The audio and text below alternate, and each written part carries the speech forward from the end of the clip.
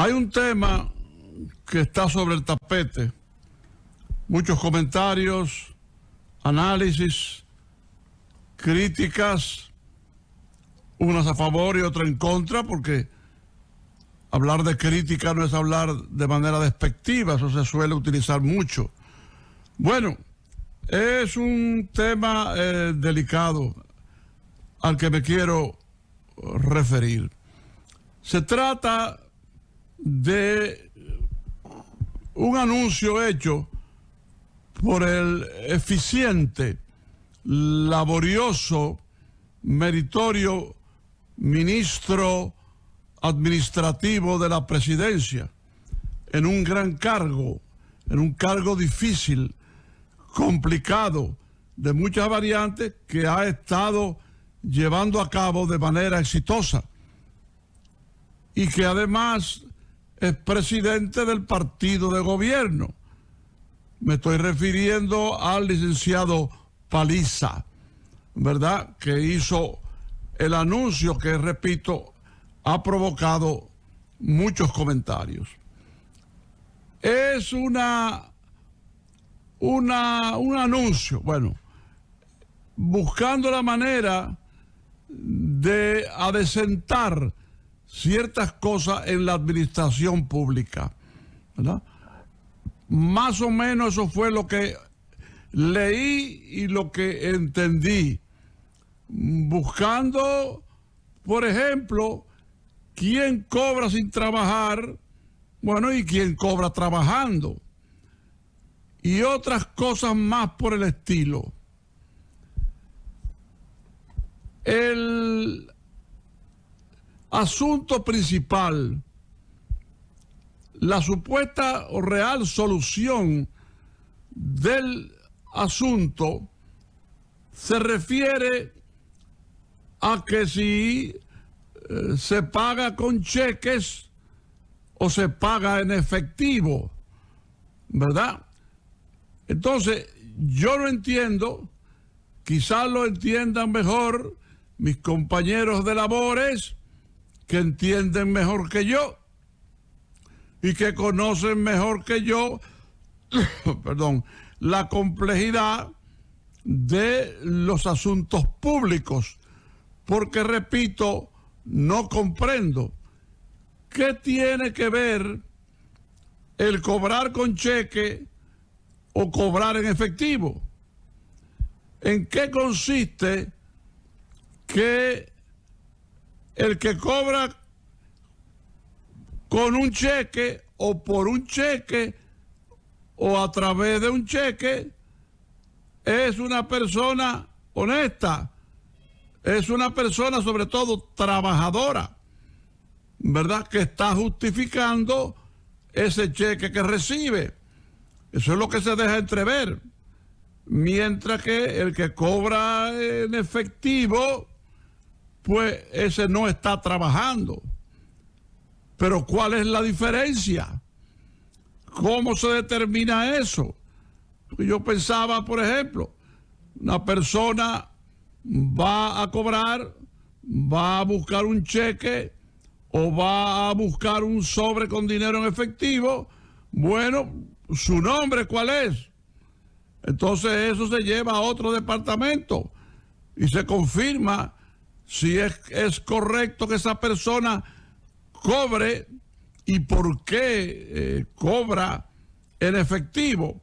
Y si es una persona que está trabajando, muy fácil de determinar. Entonces, por cheque no es, pienso yo, necesariamente definitivo el asunto. El asunto de trabajar o no trabajar. Además, se crearía, como me dicen que ya está pasando, que está sucediendo, una concentración de gente, ¿verdad?, para cobrar, porque entonces habría que determinar, bueno, si este cobra por cheque, si lo merece, si este cobra en efectivo, ¿por qué? Y eso está aglomerando personas, por ejemplo, en las diferentes sucursales del Banco de Reserva. o sea, pegada una de otra, llevando el virus al banco de reserva. Pero bueno, esa es una parte que corresponde analizar y decir. Organismos, por cierto, que tienen floja sus relaciones públicas, sus mecanismos de información, su sistema de comunicación con la gente. Me refiero al Ministerio de Salud al Ministerio de Salud Pública y al Gabinete de Salud.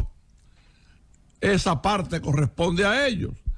Pero la otra parte es la que yo no entiendo, que podría determinar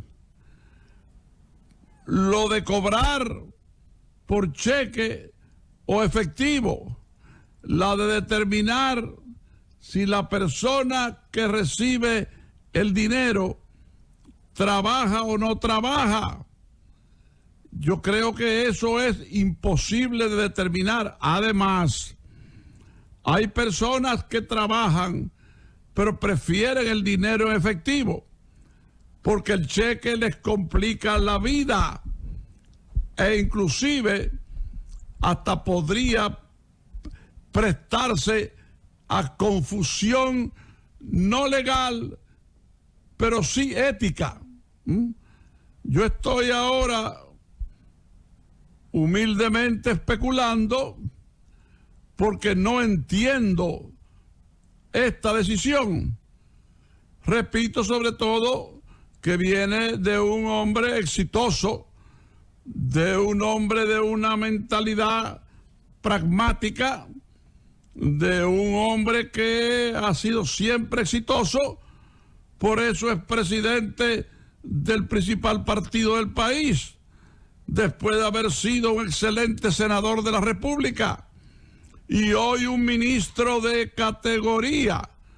Pero yo me refiero a esto, que a lo mejor no es una decisión individual de él, sino una medida que se tomó en conjunto.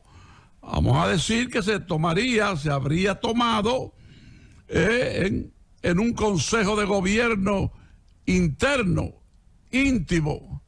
Pero la verdad es que lo dejo en el aire porque no entiendo cuál es la diferencia entre cobrar con cheque o cobrar en efectivo. ¿Qué es lo que esto define? ¿Cómo lo define? A lo mejor en una complejidad administrativa que yo no entiendo, a lo mejor en un trámite de orden administrativo se pueda determinar quién trabaja y quién no trabaja. Además, ya finalmente, para dejar el tema, ¿verdad?, en manos de los compañeros de labores, los hay que hacen ciertos trabajos que necesitan cobrar en efectivo, porque ese tipo de trabajo no se cobra a través de cheque. Y no me estoy refiriendo a corrupción, que ahora se habla mucho de corrupción, ¿verdad? No es cuestión de corrupción, no es cuestión de un efectivo, ¿verdad?, que obedece a un mecanismo ilegal, corrupto, lo que ustedes quieran. No, sino que es un trabajo que requiere cierta discreción. Es un trabajo que requiere una acción directa del efectivo con el gobierno, no a través de un cheque, porque la persona no está haciendo un trabajo que implique la expedición de un cheque que elimina quizás el trabajo de la persona. Ustedes saben a qué me refiero, de qué estoy hablando, y eso podría limitar por lo menos las labores a ciertos niveles de la complejidad administrativa en sentido general. De todas maneras, cuando un ministro de esa categoría, cuando un funcionario de esa capacidad, cuando un hombre de esa laboriosidad, esa energía, ese carácter, y por demás un amigo de este programa, que con frecuencia, a pesar de sus múltiples ocupaciones, llama al programa para aclarar determinados puntos que se tratan aquí y que tienen que ver con sus delicadas funciones, las cuales, repito, para ser sincero y justo, lleva a cabo de una manera eficiente, de una manera eficaz y de gran laboriosidad. Ojalá que él tenga tiempo hoy, al comenzar la semana, aunque para Luis Abinader, por ejemplo, no hay fin de semana, trabaja todos los días, por eso yo lo bauticé el presidente que trabaja, porque es un hombre incansable, infatigable, y yo he dicho y repito que no conozco, no recuerdo un presidente que en los primeros meses de su gestión haya realizado un trabajo tan constante, tan intenso como Luis Abinader, ¿verdad?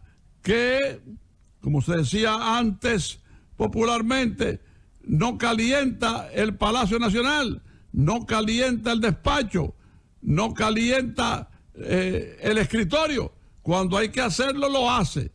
Y lo hace siempre, pero no descuida su labor a nivel nacional. Por eso usted lo ve en plena actividad constantemente. Antes ha estado en Palacio resolviendo. Después de eso va a Palacio a resolver. O resuelve desde su casa porque es un hombre que trabaja hasta de madrugada. ¿Y por qué cito al presidente Abinader en este caso? Bueno, porque no le vamos a pedir al presidente que llame al programa.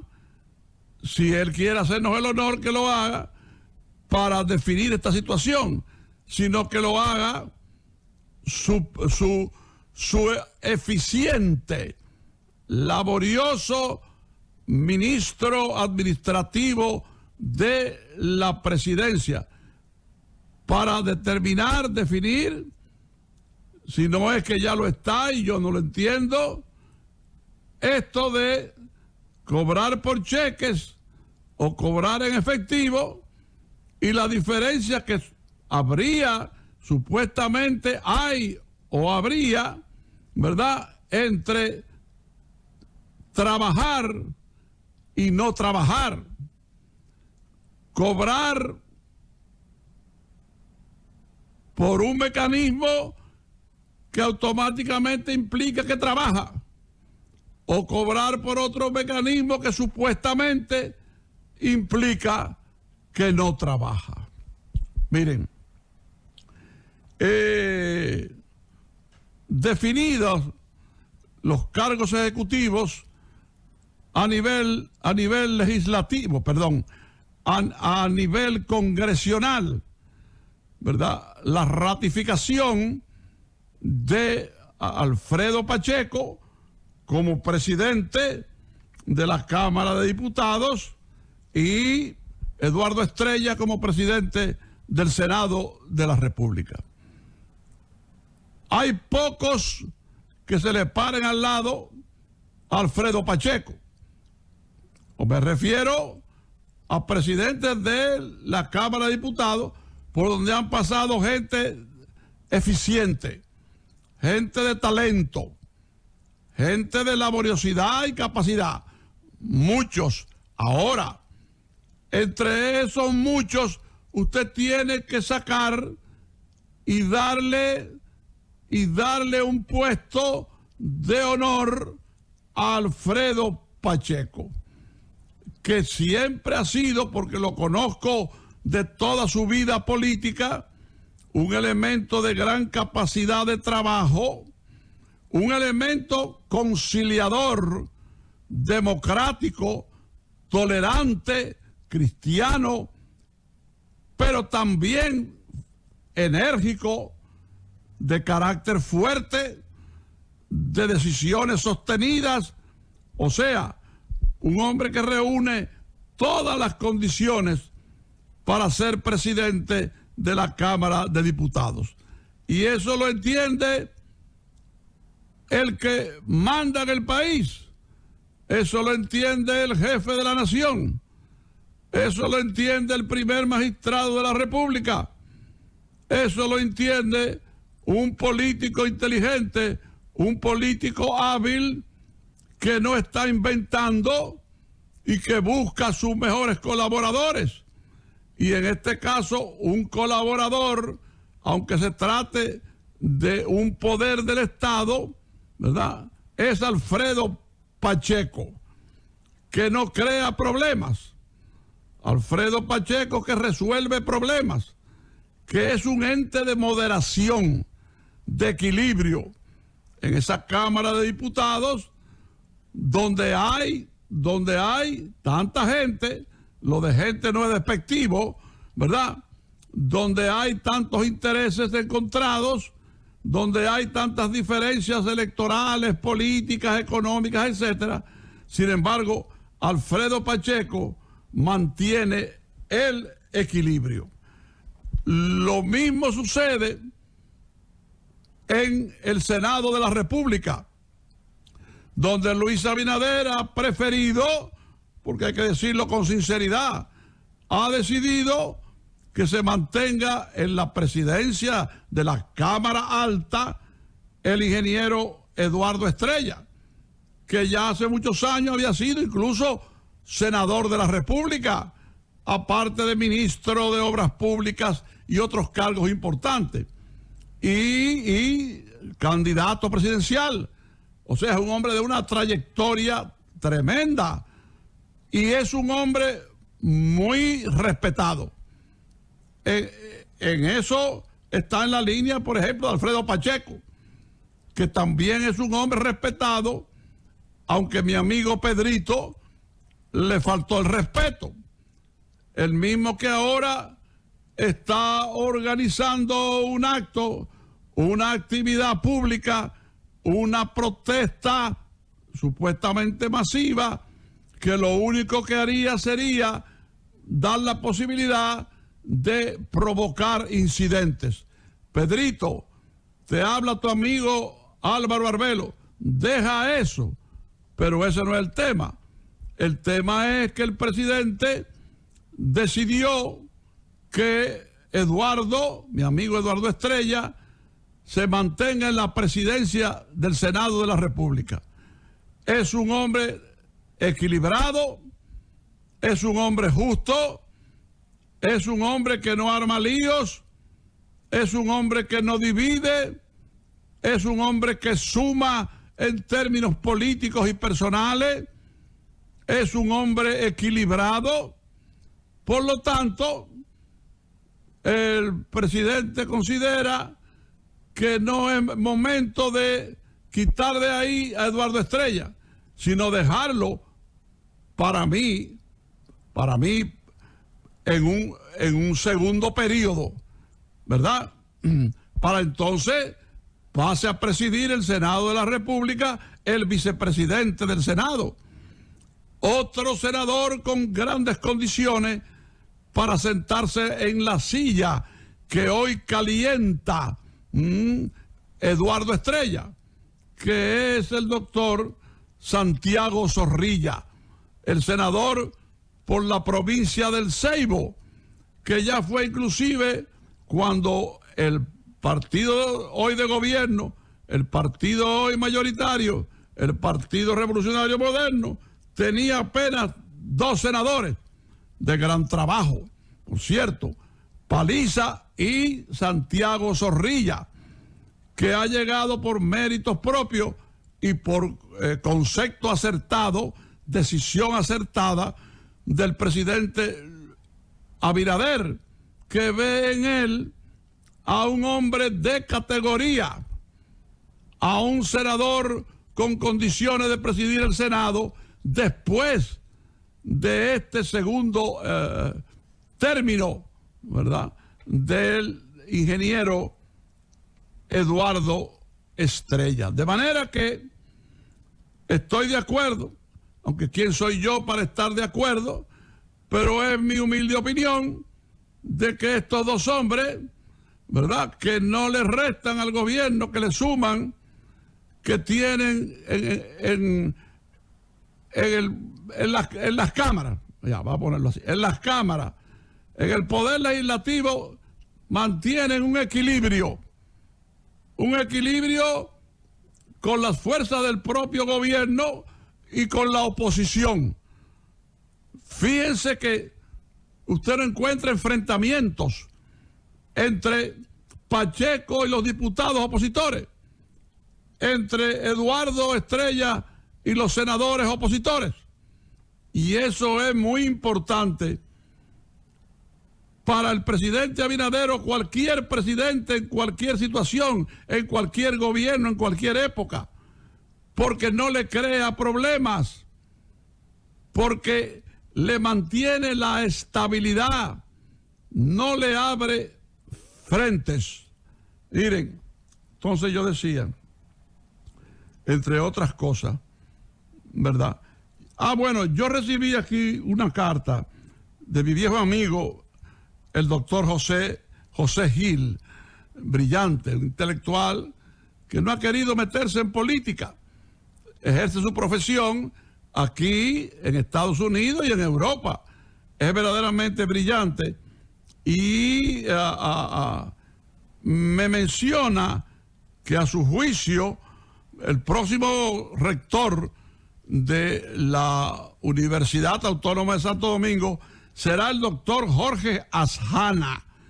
Cuando vi ese nombre, que es poco conocido, de origen arábigo, ¿verdad?, recordé a su padre, creo que es su padre, ¿verdad?, uno de los grandes atletas dominicanos de todos los tiempos y un ser humano maravilloso, Freddy Ashana, ¿verdad? Yo lo traté mucho y, o sea, fuimos amigos.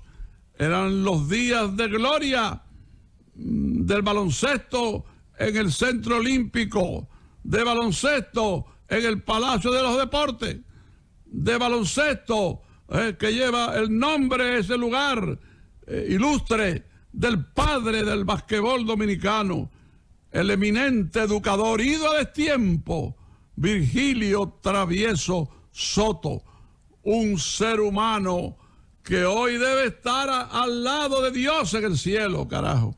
El doctor Ashana, me dice mi amigo José Gil, médico cirujano, 2 veces director de la Escuela de Ciencias Morfológicas, 2 veces decano de la Facultad de Ciencias de la Salud, o sea, no es un pendejito, si es hijo, y es hijo de una persona brillante, 2 veces vicerrector docente, actualmente es director del Departamento de Relaciones Nacionales e Internacionales, graduado con honores magna cum laude, con ya más de 30 años de docencia ininterrumpida, de manera que no solo me emocionó el leer este nombre, este apellido de Ashana, porque recordé a su padre que hizo historia en el baloncesto dominicano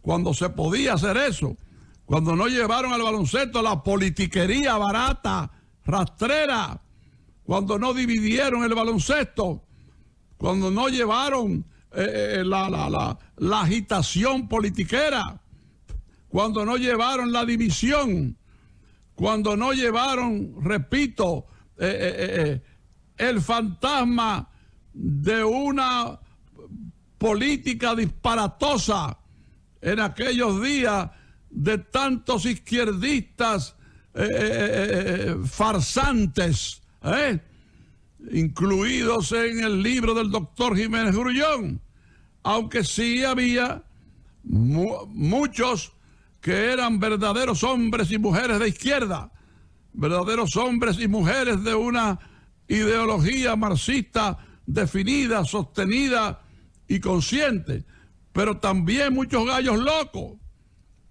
hablando de cosas que no sabían, hablando de teorías políticas a las que eran ajenas.